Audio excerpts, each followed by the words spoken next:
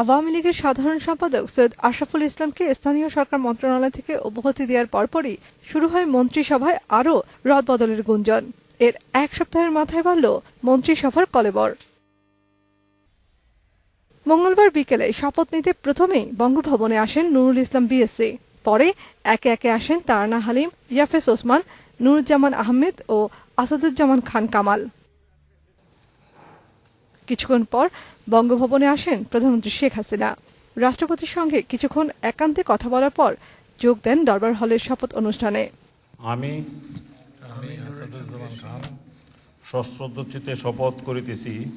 রাষ্ট্রপতি প্রথমে ৩ মন্ত্রী ও পরে ২ প্রতিমন্ত্রীকে শপথ বাক্য পাঠ করান। শপথ গ্রহণের পরপরই মন্ত্রিপরিষদ বিভাগ মন্ত্রী ও প্রতিমন্ত্রীদের দপ্তর পুনর্বণ্টন করে প্রজ্ঞাপন জারি করে।